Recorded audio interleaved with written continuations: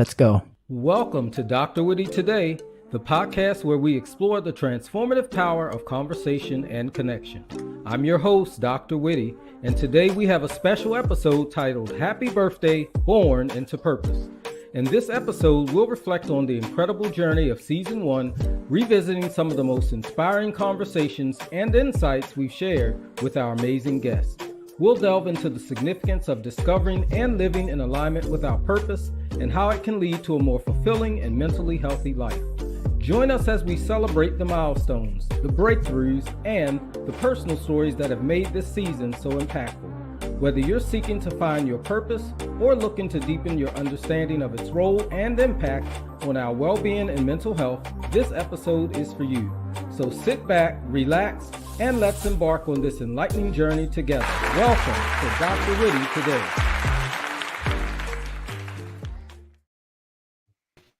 All right, can you hear me? Absolutely.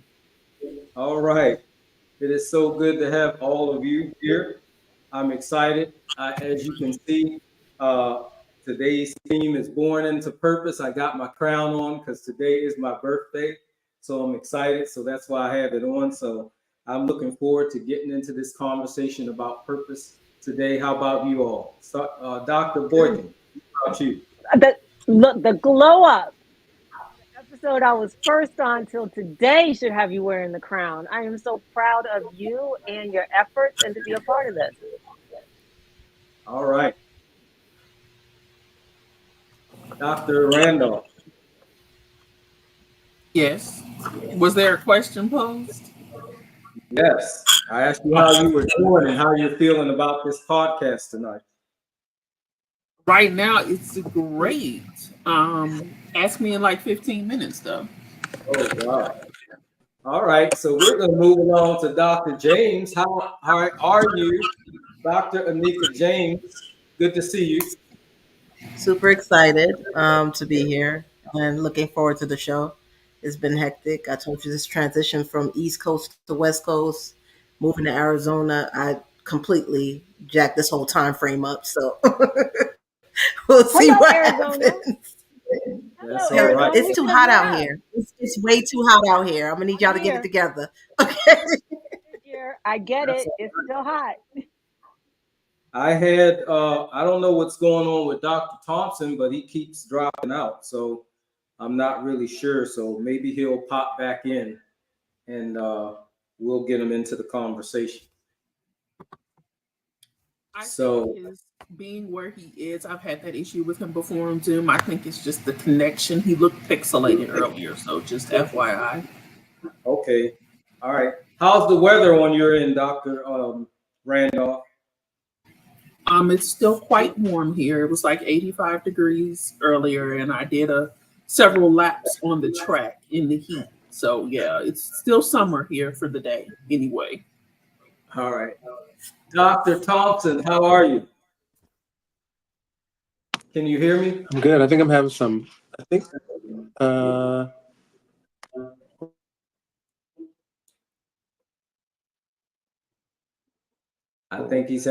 you're right, Dr. Randolph. We'll just let him get everything together and we'll come to him. All right. So, well, we're going to kick it off with Dr. V. Boykin. I'm so excited she's here. So I'm going to talk to Dr. V about the first talking point because we're talking about purpose. So Dr. V. Boykin, how would you define purpose? Oh gosh, I would define purpose as the thing that keeps you up at night, the thing that interrupts your pleasant activities, the thing that you can't forget and you can't not move towards, the thing that also fulfills you. And when you get just a little taste of it, a little piece of it, or a little bit of success in that vein, it makes purpose full your life, right? Like it grounds you down and lifts you up at the same time. It's the sweetness of life, as well as at times the nightmare of your life. At least that's what it is for me. Dr. Turner, what's going on? You was in the middle of a great speech there. I was listening. Man, I know I can't be on here all night long, but I gotta say happy birthday to my guy, Dr. Whitty. Let me tell you, this is a family affair. Look at Dr. James over there, Dr. Randolph, Dr. V. Boy, we could be on here for about 5 hours, and I'm telling you, we would break every generational curse. We would break every single thing in the world that has an issue. We would Come on. solve it with the Come doctors on. on this call. This is powerful right here. Dr. Whitty, you the man. Bunch of Happy birthday, black, my guy. black excellence, just overflowing. Thank you, thank you. We both got on the hats tonight. Oh yeah, you know I'm Slim him with the brim. You know what I'm saying? I'm just doing the doctor thing, and Dr. JT is my name, baby. I'm telling you, man. And let me go ahead and give the exclusive right here. Y'all better get ready. Season 4 is coming up in the spring, baby. I need y'all on the show. The Doc Chat is coming back. Now I ain't gonna lie, StreamYard they got a little expensive. They tripping right now. They tripping. But we gonna get it back, boy. Because these doctors, I'm telling you, all of these doctors on this call. Thank God for you all. I'm telling you, y'all have dropped so many gems on there. I'm telling you, the jewelry store can't hold them. I'm telling y'all, man, y'all are doing great work. I got authors right here. I got podcast hosts. I heard Dr. Randolph be working with our friend, Mrs. Denola over there. Look, we're going to have to get the Dr. Talker 2 rolling. I'm telling you right now, the doctors are taking over in 2025. But Dr. Whitty, congratulations on this first season, man. It was powerful. You had great people on, and I'm just praying for you, my guy. Thank you, thank you. I'm taking my cues from you. I'm already booking season 2. So I don't know if I got a chance to tell everybody on the call, but these 2 episodes tonight are the last episodes for season 1. And then we're gonna hiatus from October to December. And then we're going to kick it off on January the 6th. How about that? So I already got at least 3 episodes already lined up for the next season. So I hope that I'm not going to say I hope. I know I'm going to get some of you in on season 2. So I just can't wait. I'm already excited about it. But Dr. Turner, before you get out of here, you got to talk to us and tell us what purpose means. Give us your definition of purpose.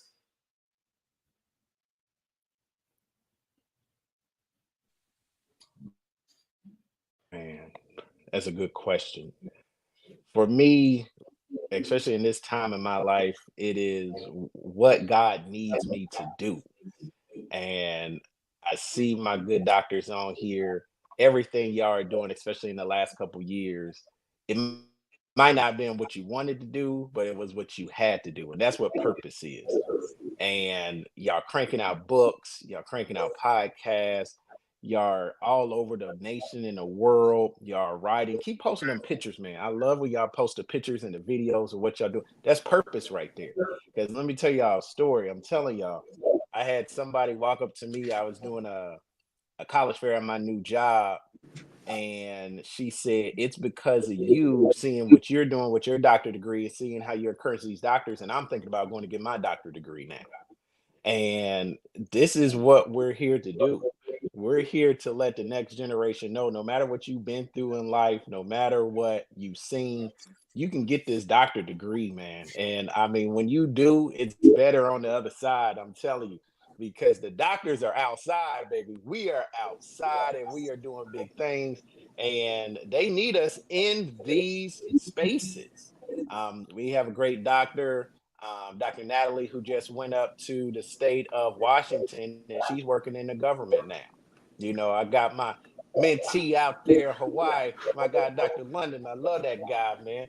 He's doing great work, and he's telling the people about what's going on with his son, what's going on in his family. I'm telling you, we worldwide now. Like, they can't stop us now. So keep doing what y'all doing, because this is our purpose. This is what we're supposed to be doing, and I'm proud of all y'all. There's even more to come. I'm telling you, way more to come. All right. Are you good, Dr. Thompson? I hope you guys can hear me. Can you hear me? We can hear you. Okay, good. I don't know what happened, but right when you decided to go live, everything just shut off. It's crazy. That's okay. Right when I decided to go live, all the videos weren't working. So Yeah. hey, you got to keep on going, right? Yeah. So what did I miss? What do I got to do? Well, we want you to give us your definition of purpose. Okay, well, the first thing I got to say is, unfortunately, even after all these years on planet Earth, I'm still trying to figure out what that is, because there was a time when I thought, I was like, yeah, this is my purpose. You know what I mean? They even have written books about it, purpose-driven life, whatever. But I really believe that your purpose kind of changes as you go. So you kind of find your purpose by doing the work. And then also the work that you're doing in your life has to be on time. So when I was in high school, I was playing sports. So that was the work I should have been doing. You know what I mean? Then as I got older, maybe the work I was doing my purpose was to be in school, finish school, whatnot. Maybe and then the next stage is maybe some work is contributing to the community.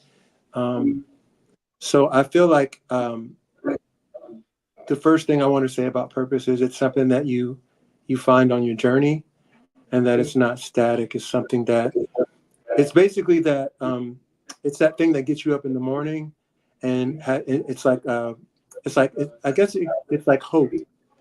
You know what I mean? It's something that gets you up in the morning to do what God has for you that day. So for me, I feel like purpose is like a continual sort of a journey as you're going about just living life. Yeah. All right, thank you. That was a great definition. And since you went there, I'm going to ask Dr. Randolph, talk about how purpose can evolve over time, because that's what he just talked about, and the importance of pursuing your purpose no matter how old you are. So for me, purpose is not a monolith, neither is it one-dimensional. Therefore, if you look at it in a continuum state, like Dr. Thompson just said, I truly believe in what Proverbs tells you, that if you operate in your gift, it will make room for you and bring you before great men and women. And so therefore, it's an ever evolving, again, continuum. For instance, if you look at myself, I won't say that I was purposed to talk, but I've always been opinionated. I've always been direct. I've never been shy about being unapologetically me. And so now when I look at my life, I just did a podcast, my first political commentating podcast on Friday.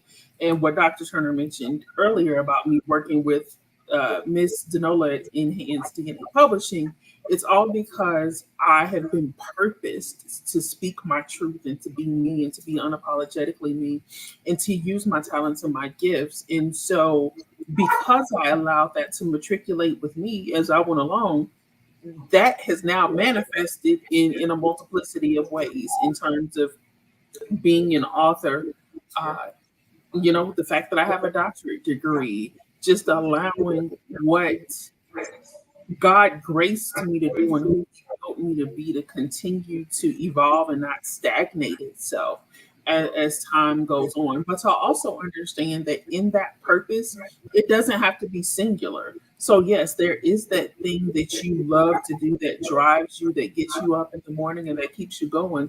But then there are other aspects of purpose, like when I'm having a conversation with someone and something just drops in my spirit. And that is what people tell me all the time. That's confirmation for me. I've not had that conversation with a person about something specific, but God sends me on a mission to do something or to give someone, impart something with someone or on someone in that day. And, being able to do that comes with a level of maturity, but also a level of confidence. And if you're going to walk in your purpose and live in your purpose, you absolutely have to not be afraid to rely on your convictions. Be unapologetically you, do you, operate in your ministry, like all of those things that we say. That's what you've got to do and be. All right. Thank you for that, Dr. Randolph. Moving on to Dr. James. I see you're still excited, right? Yes, I am. Yes, I am. And All happy right, birthday to you. Thank you. I want you to talk a little bit about the same thing that Dr. Randolph talked about, as well as give us your definition. Well, I would say purpose to me is deeply rooted in not only a sense of alignment between who we are at our core, but the impact that we make around the world. So it's more than just, what we do, it's the reason behind why we do it. Purpose gives our actions meaning, it gives our actions decisions. For many, identifying their purpose starts with understanding their values. Their purpose starts with understanding their passions, their strengths, and then supporting those alignments with the needs of the world around them. So it's not just a what we want to do. It's also the value that we bring to the things around us, the environment around us, our settings. I think that it's ever changing. It's ever evolving. It shapes our experiences. It shapes our society, the way we live, the way we interact with others. When we live in alignment with our purpose, we experience fulfillment that goes far beyond external success, that taps into profound sense of connection with ourselves and our communities. So purpose is more than just what we want to do, what we want to achieve. It's a culmination of things. And I think that that's really what we're looking for when we say, are we living our purpose? It's not just, are you doing what it is you feel you need to do, or are you doing what it is that you're supposed to be doing in life? Thank you, thank you. Those are all great definitions. I like the way everybody expound on that, and I like, especially when I think about what Dr. Thompson said. That's the way I feel, and really with everybody saying that it evolves over time, because one minute you find yourself in a purpose and it's your purpose, and then it's the season is over and then you have to start something new. And so what I found is sometimes I'm like, okay, what's next? And then so, like, I'll say, for instance, this podcast, I mean, it's something that I felt was a purpose, but I didn't know when I should do it or how I should go about it, until one day, as I kept, just pondering, going back and forth, I just remember the scripture that talks about, those that wait and observe the winds and waiting for everything to be favorable, said they won't sow, right? So you won't reap anything. So at that moment, I said, you know what? I'm going to kick this podcast off. And that's what I did. I reached out to Dr. Turner. He gave me a few pointers, and I just went with it. So, but I agree with everybody. Purpose is, it's always evolving, and it's not something that is you arrive there and then there's nowhere else to go. Because if you feel like, okay, I'm done with my purpose, and you don't go anywhere after that, it's like, you limit yourself. And not only that, you limit God, because, God will call you to do a whole lot of different things. So one minute you may be in one state and you may be in another state. But if you stop, then you're saying that's all there is to do, when there's always something to do. So thank you. And thank everybody for those comments. Dr. Boykin, and I'm also going to give this to Dr. Turner so you get to cheat and listen to her. How can someone intentionally ensure, first of all, how can they identify their purpose? But then how can they intentionally ensure that they're walking in alignment with their purpose? Well, I don't even think it's cheating anymore, because we uplift each other and support each other, right? So it's community. I'll start there. But for me, I think a lot in terms of dreams and nightmares. A lot of people are motivated by dreams. I happen to be motivated by nightmares.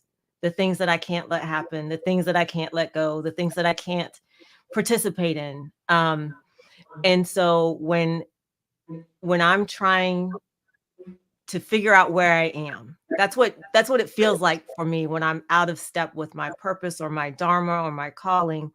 It feels unsustainable. It feels confusing. It feels cluttered. It feels wrong, right? So I know that's not purpose, I start making a list. And sometimes I make a list of the nightmare, which clearly defines the dream. And that's how I go about it. Again, it's that thing where it's 2 a.m. and I'm like, oh no, this can't happen anymore. Or how could that thing have happened?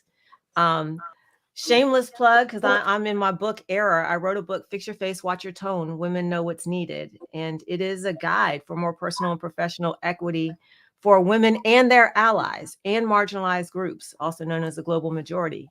That purposeful book was the nightmares I had lived. And so I put them together, hoping someone else can avoid them. So for me, when I'm trying to figure out what purpose is, what it looks like now for me, it's those things that make up my nightmares. And that list gets longer, and then it starts to intersect, and then you go on your way. For me. All right. What about you, Dr. Turner? I mean, how you gonna have me come behind that greatness right there? That was just it. Oh, come on now.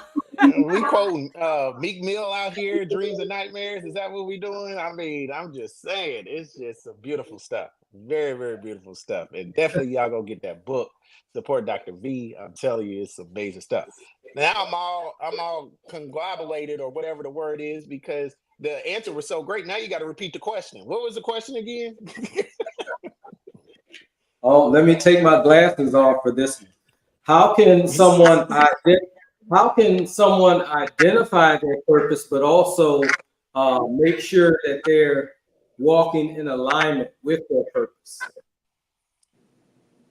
Yeah, that's a tough deal. It's funny. I was talking to somebody today, and I asked her, I was like, what do you want to be when you grow up? What's your 5-year plan? And they were like, well, I really don't look at it like that. I kind of just take it where I'm at and just go where I'm at, because if I'd have looked back 5 years ago and thought I was going to be here, I probably would have thought you was crazy. And so, you just got to align with where God has you and where he needs you to be at that particular time. Because trust and believe, there's a lot of us sitting right here.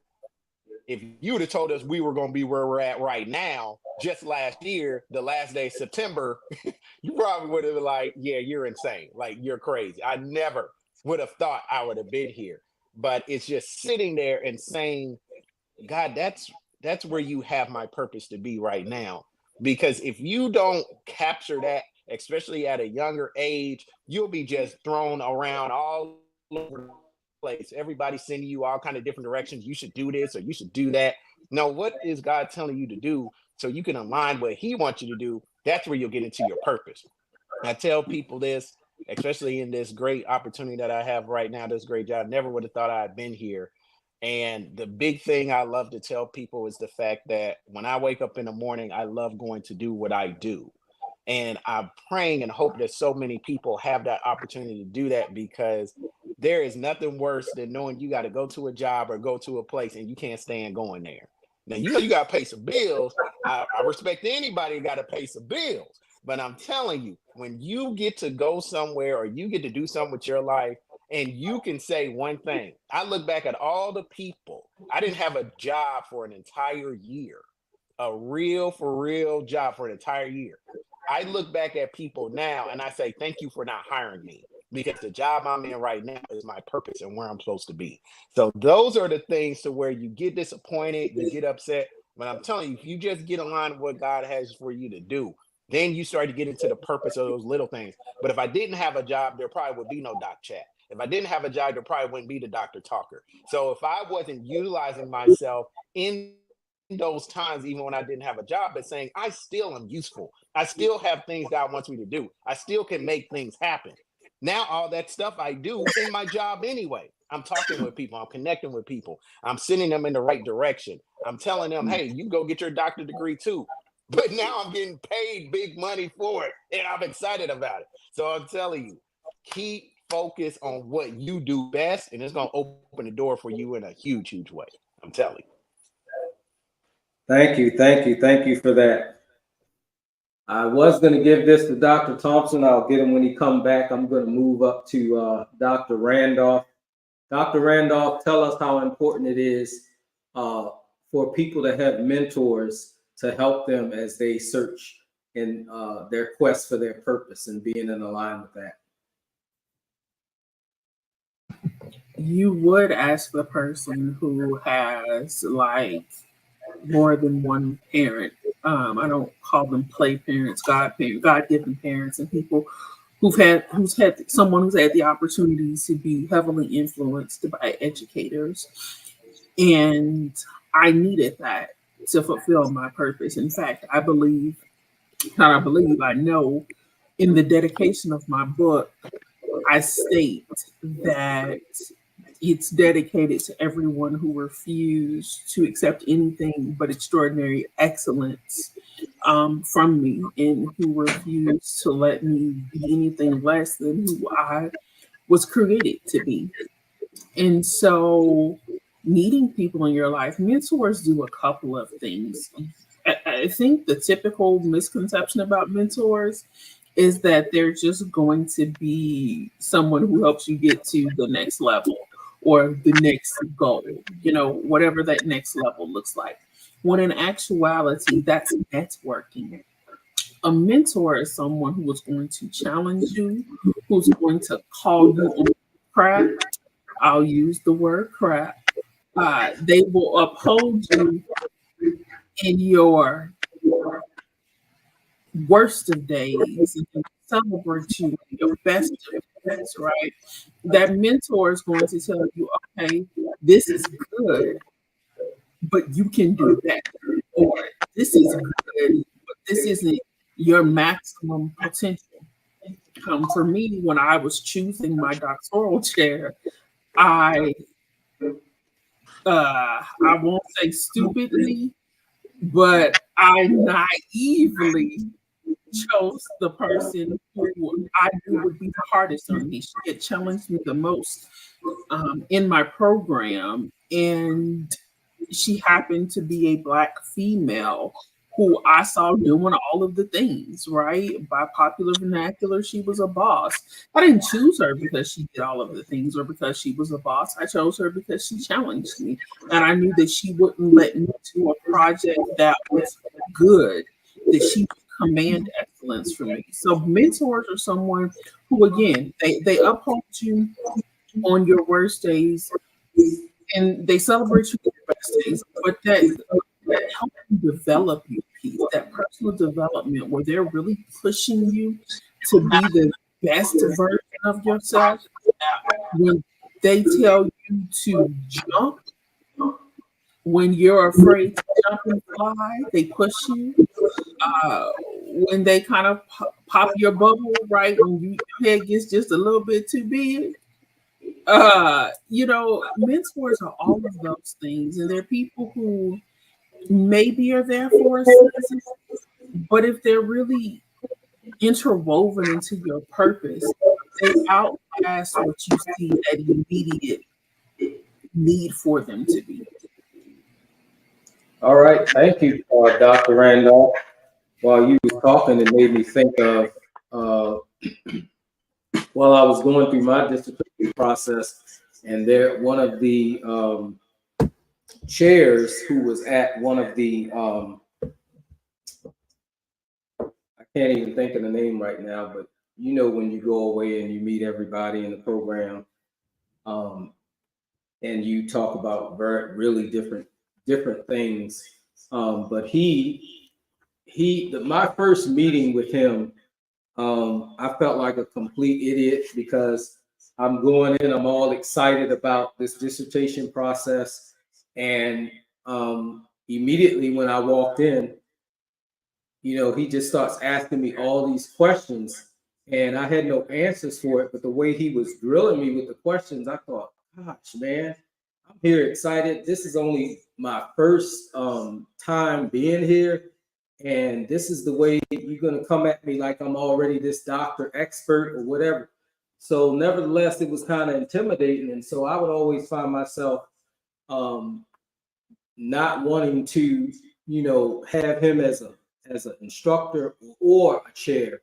But I'm like you, he presented a challenge. And so when I went to one of my residencies, that's the term, when I went to another one of my residency, he was always at all of the residencies, but I specifically chose him for me to go to my appointment because I figured, why run from it? Why run from this process? Let me just go to him because I know he's going to challenge me and he's going to tell me, if what I'm saying is stupid, if he thinks I should do something else, whatever the case might be. So I chose him. And the other thing was I chose to do, a lot of people were running from doing quantitative research. And so since it was a challenge and it was a challenge for me, I said, you know what, I'm not going to go and do what everybody else is doing. They're doing qualitative. I'm going to go ahead and do what I feel like in my mind I'm running from. There's a reason for that, Dr. Whitty. Don't be telling lies. There's a reason people ran from that. Hey, you know what? You're right. It is the reason they ran from it, but I didn't run from it because, in my mind, I feared doing it. I had listened to all the things that everybody said, and so I just chose to do it because I said, you know what? I'm going to do it. And so I did quantitative research. So what Dr. Randolph was talking about stuck out to me. So really, sometimes those fears we have can be mentors for us to reach the next step in our life, if that makes sense. Dr. Thompson, you good to go, right? Yes, I am. I'm good. All right. Talk to us about some of the challenges that people face when they're trying to figure out and pursue their purpose, and what can they do to overcome those challenges? What are some things they can do?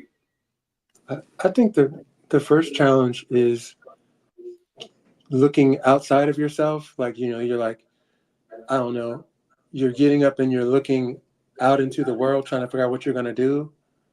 And I think that's the first pitfall, because you kind of lose track of the stuff that's like literally right in your domain, right in front of you, the things that you can do right now.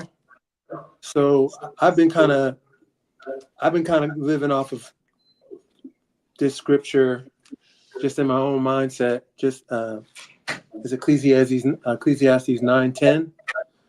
It just says, whatever your hand finds to do, do it with all your might. So, you just kind of got to get up, and whatever the day has for you, you just have to make the most of that. You can't really look past, if you're looking past the actual work that you have in front of you, you'll never get to that other, that other spot. So I think the first issue is that, and then I think that the second one is, I think that everybody has an idea of what their purpose is, and then what they try to do is create a clone of themselves. So someone will come to them and say, hey, what should I be doing? And then you'll say to them, well, here's the template that I used for my life that made me so great. So this is what you're supposed to do. And instead of sort of just being honest and be like, I don't know. You have to, what do you have for yourself today? What's presenting itself? What do you got to do today? You got some homework to do? You got to get to the gym? Maybe you should eat right? What's your relationship look like? Are all those things kind of in line with what you're planning to do? If you see in your mind that you want to do A, B, and C, how is what you're doing right now supporting that?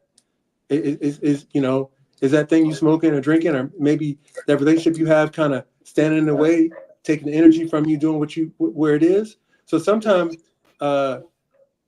people have a purpose, but they don't want to make I guess you could call it sacrifice, but I don't call it sacrifice. They don't just want to do the work that it takes to get the purpose. Maybe they want to go. I have an athletic background, but I also have a music background. And the music industry is big like that, where it's always kind of like you have to go meet somebody that's going to do something for you so that you could get somewhere. And while you spend all your energy on that, you could have wrote like 10 songs. You could have been to the gym and cut down on your eating, or did whatever you needed to do, get yourself ready. So sometimes your purpose could just be getting ready for your blessing. Just doing the stuff that you got to do every day so that you're ready when the blessing comes. A lot of times people, they spend so much time chasing the dream, and then when the opportunity comes, they ain't been in the gym, they ain't working out, they ain't doing anything, And so they're not ready to take advantage of that. So I think that's, for me, I think that's a big hurdle to come by, because a lot of times when you're pursuing your purpose, it doesn't feel good. Things don't seem to be working out. Like even for me, even in the different roles that I serve in, I when you first get the job, you're so excited. You're like, oh my God, God is blessing me. I got this new thing. I'm doing the thing, and then you get into it, and then you realize, oh man, here's a whole nother set of problems. There's a whole nother thing going on. Oh man, I just want to quit now. And then you just have to think to yourself, no, you got to push through this. There's something on the other side. You can't, you know what I mean? And so there's a patience to purpose too as well, where seeking your purpose, it doesn't feel good. There's a preparation process that doesn't feel good. And I think that it kind of resets at every level or every milestone of your life. Because I'm going through that now. I'll be honest with you, I don't really have the answer to purpose, but I could definitely tell you what the pitfalls are. Thank you, Dr. Thompson. I like when you first started off, you said you had to get out of your own, something to the effect you have to get out of your own head or get out of your own way. And so we definitely have to learn how to kill that self-saboteur, because we always talk ourselves out of things. If purpose pops up in our head, the first thing we do is try to figure out all the reasons why we shouldn't be accomplished something, or all the reasons why we can't do something, versus saying, you know what, I can do that. Let me think of all the reasons why I can and how I can get to do it. And so we got to learn how to change the way we think about things, because it's so easy for us to focus on the negative aspects of everything versus the positive. So thank you for your comments, Dr. Thompson. Dr. V. Boykin, I know that What's up? I always see the passion in all your videos and all the talks that I've seen you give. So I want you to talk about how passion helped you fuel what you believe to be your purpose. Oh, well, if I'm being very transparent, I think passion has been the pitfall of a lot of my purpose, because you get passionate about people, you get passionate about material things, you make choices that aren't the best, right? For me, I have a long list of statistics that I have contributed to that negatively reflect my community, that negatively reflect the Black community, that negatively reflect women in terms of standard society. Because I've been a felon, I've been a stripper, I've been a single mom, I've got multiple marriages, I've made just about every mistake you can make. However, I think when you get right with your purpose, you have the ability to take all of the decisions and experiences you've had and pull that into your purpose and use it for the betterment of others. So my passion, that internal tick, is to balance out the list. So what can I do to balance the list? And hopefully y'all aren't getting this echo from my mic. But what can I do to balance the list from felon? Okay, well, I can get a bachelor's, a master's, an MBA, and a DBA. Okay, I'm a doctor. Have I righted the list yet? I don't know. Well, I've had all these failed marriages, and I've had experiences where I haven't been treated like I would want my daughter to be treated, or a woman off the street that I don't know to be treated. So how can I write that? What can I share of what I've done wrong to help people do it more right? How can I raise my son in a way that he doesn't treat a woman like that, so that he looks for the most capable, outspoken, strong, intelligent woman he can find, which he found in his fiance? How can I make it so that my daughter doesn't have the same heartbreaks that I had? What is it? How can I share that to help others? So I'm just trying to balance the list. My passion is to leave the world a bit better, because I've sure contributed to making it not so great for myself and others. So that's that's what I'm looking to do. That's how I think passion intersects with purpose. You know, that's my goal. It's really simple. It's not that I think that I'm so smart. It's not that I think that I'm so great. I just think that I've mastered many mistakes. And that's what it comes down to for me. Thank you. Thank you. As I was listening to you, all I could think of was one of my favorite quotes. I always have favorite quotes from, and they always seem to be from John Maxwell. But he said, "There's no failing. There's only learning." So I thought that failure. was great. When you like Dr. Woody, when you locked up, that's kind of a failure. Like tell the truth, shame the devil. That was a failure. But you learned, right? Yes. You learned. So yes, I did. Hey, I did. And sharing it makes it a bit better, right? Maybe someone else cannot be incarcerated at the statistically higher rate that the Black community and BIPOC community and global majority is incarcerated here in the United States. Maybe there's a different path, right? Right. Come on, Dr. James. I'm here. Talk about how your passion fueled your purpose. How my passion fueled my purpose.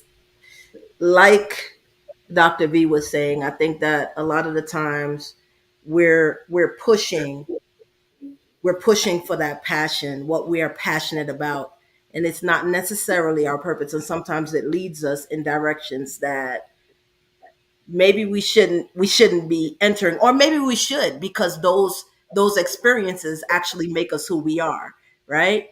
I think we've all made decisions that maybe we could look back at and say, hey, that might not have been the way to go. But for me, a lot of the things that I've done, people would look at and be like, you're crazy. like how, I've done things at later stages in life. Just, I'm a very whimsical person. I do things as the spirit moves me. Let's put it that way. and I act more than I react. And sometimes that's not always a good thing, but it's helped me to uh, reach a lot of my goals. It's helped me to drive a lot of my passions slash purposes that I've set for myself.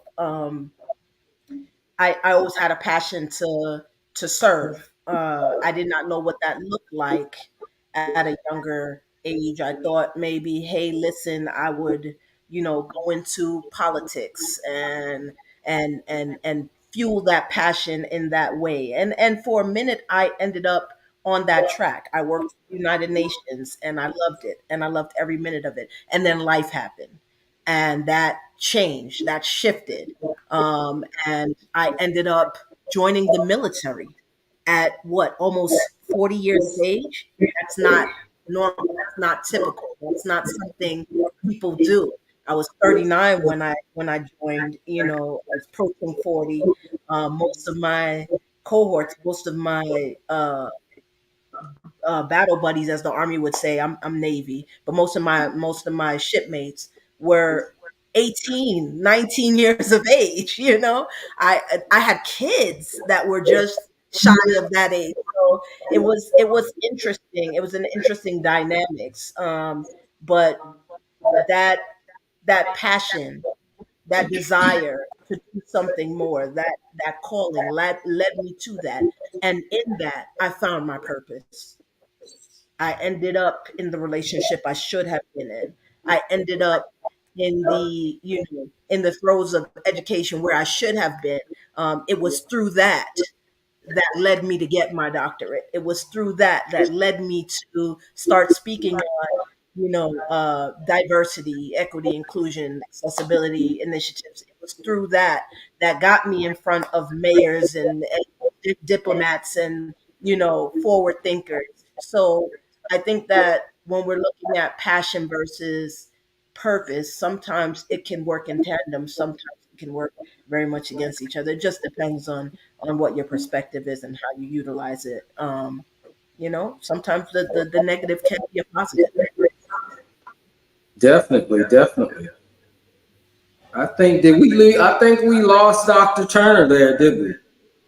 Yes, we did. Okay. I think he did say he wouldn't be able to stay the whole time. But thank you, everybody. I love everything that everybody is saying here. All great points. So I just want to thank you for that. What we're going to do is we're going to pause for a quick second, and we're going to go into some of the commercials that we have, and then we're going to come back because I have a few more questions to ask, and then we're going to wrap it up so we can get into the next episode talking about this upcoming election. So don't go anywhere. Don't disappear on me. And those of you that are out there listening and viewing the broadcast, I hope you're still excited. And I hope you're taking away some good nuggets from these great doctors, because everything they're saying can help us learn about everything in terms of pursuing our purpose. So stay tuned. We'll be right back.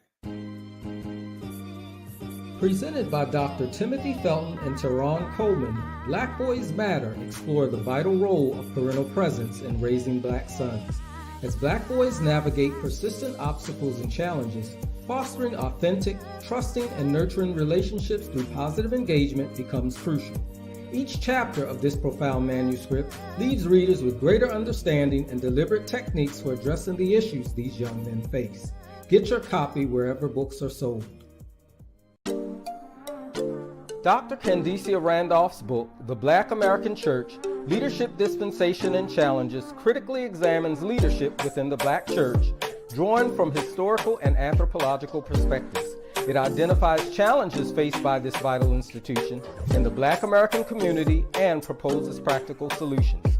The church's impact on Black culture and leadership is explored, emphasizing its historical context and influence over nearly 5 centuries. Through research and data, the manuscript aims to enhance the church's effectiveness and cultural relevance. Get your copy where books are sold today.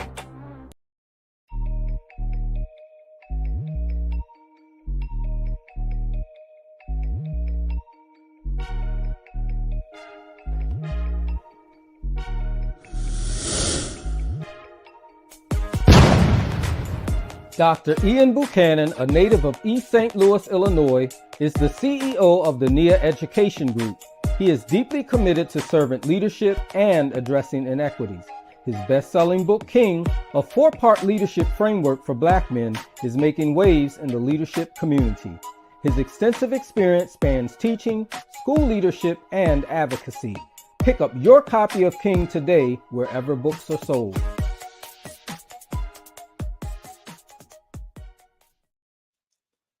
All right, we're back, and we're going to lead off with Dr. Randolph. You ready, Dr. Randolph? Sure. All right, so talk to us about how living our purpose can not only transform our life, but transform the lives of others.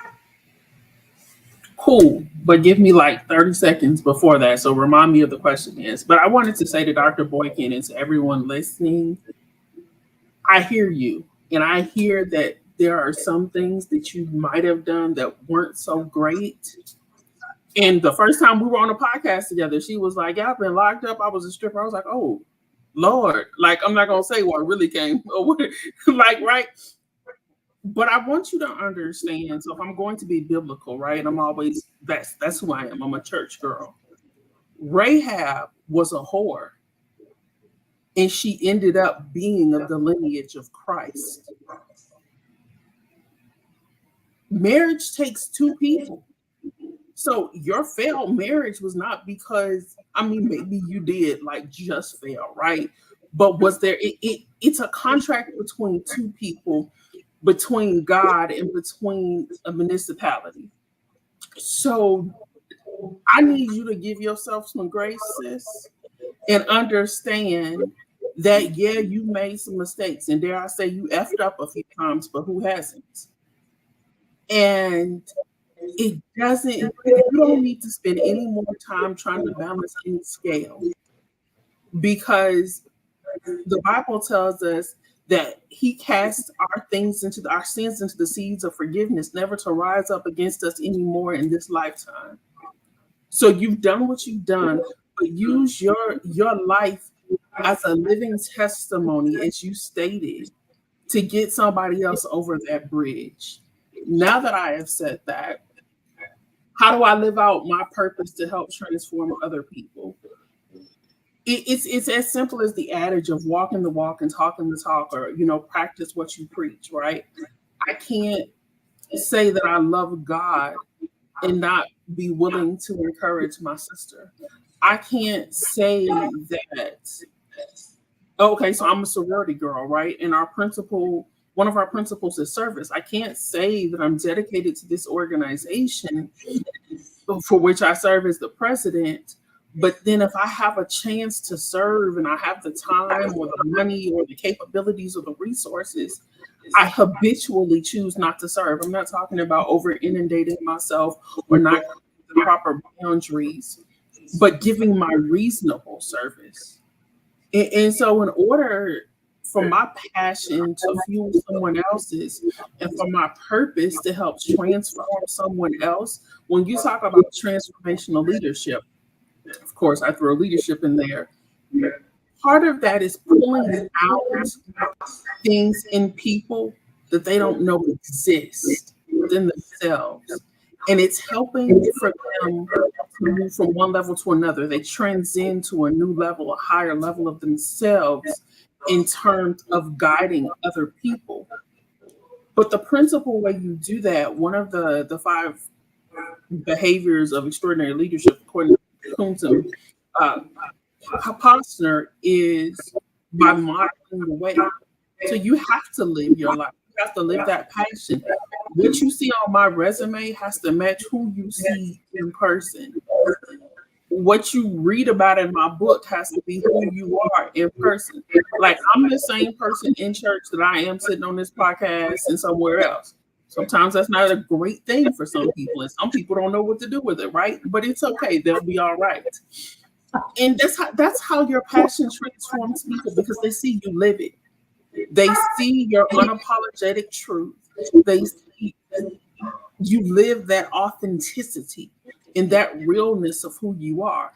And that change is what affects people. I'll say this real quickly and I'm gonna cut it off. Shirley Caesar says in one of her songs, you can't change anyone. It takes Jesus, God's only son. You just live your life before them and leave them in the hands of the Lord. That's how you transform people, is you live that life before them. You live it. You confess to your mistakes. You own what you've done wrong, but you show how you've grown and matured. All right, thank you for that. We are winding down, so I'm going to go around real quick. I'm going to give everybody probably about 30, 40 seconds. For our listeners and viewers out there who might be looking for their purpose, or they might already be pursuing their purpose, tell listeners and viewers how they can begin to be aligned and start living in their purpose. We're going to start with you, Dr. V. Great question. I think you have to really take some time. And Dr. Woody, you might have to, I think I'm still hearing some, you might have to mute while we're talking. I'm hearing a little bit of echo, but I'll let you take it. You got the tech. Look, for me, what really aligned me with my purpose and keeps me very grounded and rooted in it is the fact that I'm able to look at myself in the mirror. And I may have aspirations of balancing a list, but I'm okay. I say my experiences because it allows me to truly meet people where they are at. And not all of us have the same starting, ending, or middle point. So when you're trying to figure out your purpose, I think the first thing you need to do is just be honest with yourself. You don't have to tell everybody, but you got to tell yourself the truth. And when you start telling yourself the truth, you'll find you'll be able to speak the truth easier. So for me, it really comes back to self and what grounds you and what allows you to settle into your skin. And I think that when you're struggling to find your purpose, just look at yourself and start telling the truth. Yeah, that was bad. Yeah, that was not as bad. That was terrible. And this is pretty all right. And I think that when you do that, you create space in your life for the things that you need. That which you focus on expands. So you acknowledge the things that you might not have done that you want to do again. And you also acknowledge the strengths that you have, and you acknowledge what you truly want. And as you focus in on that, that's what expands. So if you can't find what you're supposed to do, again, that nightmare list can get long as it needs to be, because that points you towards the dream. And thank you, Dr. Woody, as always. Happy birthday. Happy podcast 1 year. And happy success. And thank you so much for sharing and creating another platform where we can uplift others as we tell the truth that exists out there. Thank you, Dr. Borton. Dr. Thompson, same question. Yeah, so we started off, I guess we had some Bible scriptures when we start off, so I might as well just finish off with that. Regarding passion, finding your purpose, I believe that your passion should be rooted in love. Sometimes people have passion, but it's rooted in, self-gratification, or it's rooted in something, whatever it is, notoriety, whatever it is. But it should be rooted in love. And if your passion, something that you're passionate about, is rooted in love, then we know that love is an action. It's something that we do. It's something that you do. It's not something that you say. It's not a feeling. It's actually something that you do, right? And a lot of times it's what you do even when you don't feel like doing it. So love is something that you do even when you don't feel like doing it. And so if our passion is rooted in love, then we're able to do those hard things that we don't want to do. Like, it could be studying, staying up late at night. It could be just doing the basics of just living your life right now and having working on the relationships that you have with the people that you're with. It's like a lot of times we talk about how finding your purpose, but I think sometimes that's a code word for what's the easiest way for me to get from point A to point B. When really, when passion is driving your purpose and that purpose is rooted in love, you're going to be able to do those hard things, the little things that you need to do to actually get there in the long run. So that's my advice there. All right. Thank you, Dr. Thompson. Dr. James. Yes. Okay, so I'm going to say 4 things, and I want you to hear me out there when I say this. You have to be able to set intentional goals. Like, if you want to go for your passion, you want to go for your purpose, you have to be able to set intentional goals. You have to be mindful. You have to practice mindfulness, right? You have to take action. That's the biggest thing. We can have all the ambition in the world, but if there's no action followed by that ambition, you're never going to reach your purpose. And the last thing I'm going to say is surround yourself with a strong support system. But when I say this, understand that not everybody is going to be for your purpose. Not everybody is going to be for your passion. So understand when I say this, living in your purpose sometimes means losing those you love. I have been a person who has decided, hey, I'm going to follow my purpose. I'm going to follow my passion. And that coincides with I'm going to live in my truth. And in doing so, I lost people that you should never lose, But I had to understand that this is not their journey but mine. This is not their way of life but mine. And it's not going to resonate with them all the time. It may never resonate with them, and I have to be okay with that. And if not, then you find yourself at a standstill. You find yourself at a stalemate. You find yourself trapped and saying, why can't I reach my goal? Why can't I reach my purpose? Because you're not ready to take those steps. You're not ready to put yourself in that situation where you can possibly be by yourself. Now, yes, I did say surround yourself with people that will support you, but there may be a point in that journey where you must walk alone. And if you're not willing to do that, you're going to have a hard time reaching your purpose. And that is not easy. It is not easy. You are going to fall. You're going to stumble. You're going to hurt yourself. It is not going to feel good.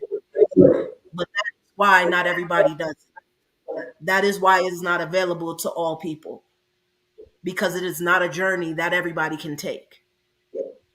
So you have to be willing to do that. You have to be willing to make those sacrifices. You have to be willing to say, "Oh my God, I look to the left, I look to the right, I look up, I look down, everybody's here but me," and be okay in that. Let that resonate with you for a little while in order for you to reach your passion, your purpose. Thank you, Dr. James. We got to be eagles, and eagles don't hang around with chickens, right? Oh, man, this is exciting. Dr. Randolph, how about you? So much of what I would say aligns with what Dr. James says, which is no surprise because typically when we're on a panel, that's how it happens. And so I would say, love you, live you, lament not those who don't understand you, and languish not in those things that are not for you. Your passion does not equate to someone else's opinion of you or even what someone else has mapped out or architected for your life. It does not equate to the roadmap your parents, your siblings, your boss, any mentor has set forth for you. Ultimately, that purpose and that passion has to be in alignment with what's internal and then whatever your North Star is. And so that might be your particular faith, your deity, your cultural ascriptions. You know, I'm Black, I'm bold, I'm beautiful, I'm proud. But in the end, it has to resonate with that self authenticity. I can't live in my purpose and I can't live in my passion if I'm not Condicia. Because before I was Dr. Randolph, I was Condicia. On my birth certificate, it says I'm Condicia. On my driver's license, it says I'm Condicia. And to be honest with you, Condicia and Dr. Randolph are actually two different people. I try to give the world the most of Dr. Randolph as possible. But I understand that if you want all the smoke, you're gonna deal with Condicia, and it just is what it is, right? But I'm going to be me. You can't be purposeful, and you definitely won't have the passion if you become a traitor to self. So you can't be a patriot for other folks and be a traitor to you. You got to be loyal here first. And that loyalty will then radiate and emulate out to help that transformation for others. Thank you, Dr. Randolph. Dr. Roz made it in, so I'm going to give him the last chance to talk about this same talking point. For listeners and viewers out there, what would you say to them? How can they start living in alignment with their purpose, Dr. Roz?